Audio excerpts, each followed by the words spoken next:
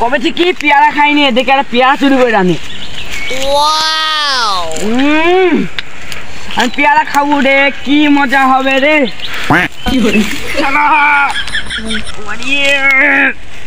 যা high leggings তো রে, কি যে চানু আর কি যে পানু,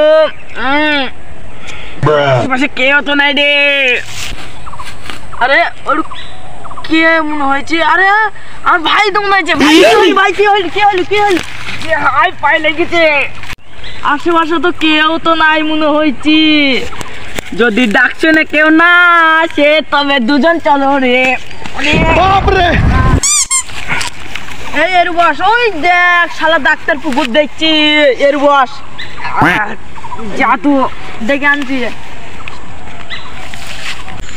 আরে কতদিন পুকুরে আসেনি, দেখি পুকুরে তো পানিও নেই মনে হয়েছে, তাইলে তো কাল পানি দিতে হবে। দেখি বাড়ি গিয়ে সব ফিতে মিতে সব রেডি করি গা, কাল তাহলে পানিটাই দিতে হবে আগে। ডাক্তারবাবু আমার ভাই কি হয়েছে? টক করে দেখেন ঘাস। কি হলো বলো, এখানে বলো। আমার ভাই মানে আমি ঘাস কাটছিলাম, ওরও দেখছে পড়ে আছে, একটু এমনি এসে ছুঁয়ে দিয়েছি, মানে পায়ে লেগেছে। আসেন টুকুর আসেন। আরে আমার যাওয়ার টাইম নেই, আমি তো একটা জায়গায় যাব। তাহলে তোমার ভাই যেখানে লেগেছে সেই জায়গাটায় গিয়ে ভালোভাবে শাক ব্যাংক দাও গা, তাহলে দেখবো ঠিক হয়ে যাবে। ঠিক আছে।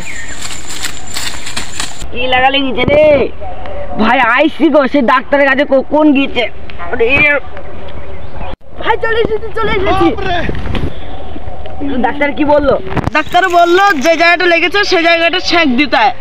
তাহলে আবর্জনা নিয়ে আয়, আগে তোকে তুলে নিয়ে যাই। চো আয়, ওই জায়গায় লেগেছে আমার, ওই জায়গাটায়।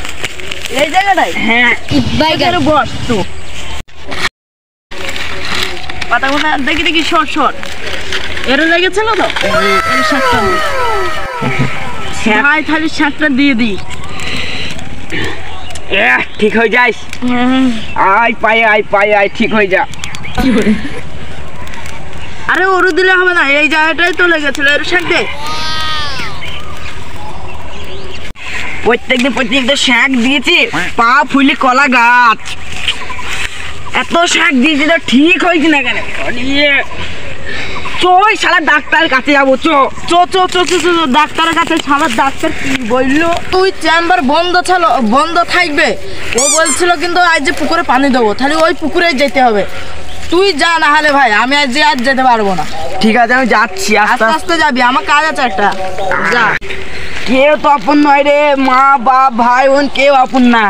দেখি খুঁয়াইতে আস্তে আস্তে যাই। যদি কেউ ডাক শুনে তোর না আসে তবে একলা চলো রে। ওই শালা ডাক্তার, এই শালা ডাক্তার, তোর ওষুধ আমার পা ফুলে কলা গাছ। আমি যেভাবে শাক দিতে বলেছিলাম সেভাবে দিয়েছিলে তো? হ্যাঁ, দিনে 10 বার দিতাম। সেই যে জায়গায় লেগেছিল সেই জায়গায় দিনে 10 বার শাক দিত, তাও কোনো কাজ হচ্ছে না। হ্যাঁ।